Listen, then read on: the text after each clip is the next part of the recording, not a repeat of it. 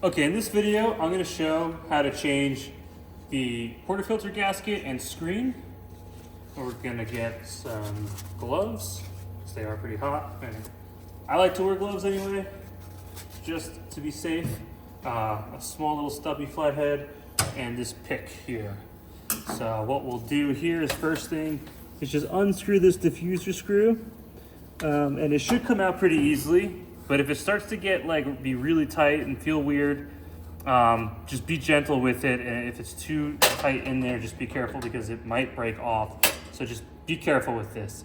You know, I've seen them get broken into the machine. There's not a whole lot you can do about it when you're removing it. It can happen. But when you're putting this back in, you just got to make sure it doesn't get cross-threaded. So we'll put that to the side there. We're going to hold on to this. It's not, changing that. So we'll put that to the side. We'll remove our screen here. We'll remove that. That'll be, if you're changing them, you'll, throw that out. And then the next thing we'll take our pick. And we're gonna find the groove on here. There's like a little groove, one on this side and then one on that side, but obviously this one's easier to get to. Get our pick up in there, and we're just gonna pry it out. And it might take a couple goes at it, but you just keep kind of prying at it. And it should go. This one's in there pretty bad. There we go.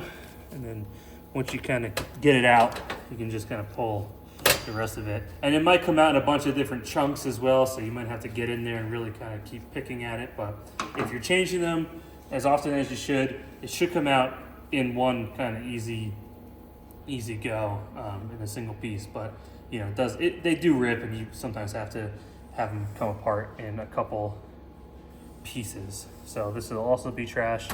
And then we'll get a new gasket. This is a silicone one. It's not the ones we use usually, but we have a bunch of extra of these. So I'm gonna pop this in, and you get it in as good as you can. This is why I like to wear gloves, because this is very hot. So you can kind of just get that in as best you can with your hand. And then you'll take a portafilter, push up, get it in place, whatever that may be, and then you'll push up, and you'll actually just smooth it over like that, and it should go in pretty nice.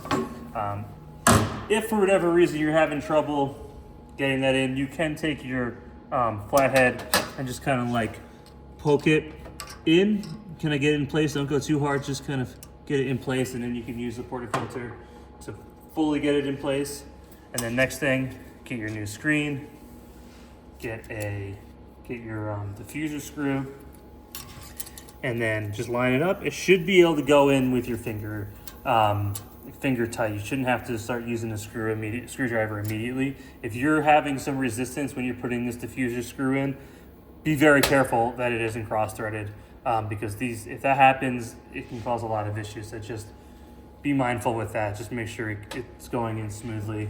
And then again, as I stated in another video, it is important to actually get these snug. You don't have to crank down on them. Just get them just tight enough so that your screen isn't able to move around. You don't need to crank down and then break the diffuser screw. Just get it snug so that the screen stays in place and doesn't move if you touch it, and you can't, coffee grounds aren't going behind it. Because like I said, I see it a lot where it's left kind of half done and you can move the screen around and stuff like that. That's not good. So we want it to be snug, not cranked down tight, but tight enough so that the screen stays in place. And then that's how you do it. You do the same for all three of the group heads. And yeah, that is that.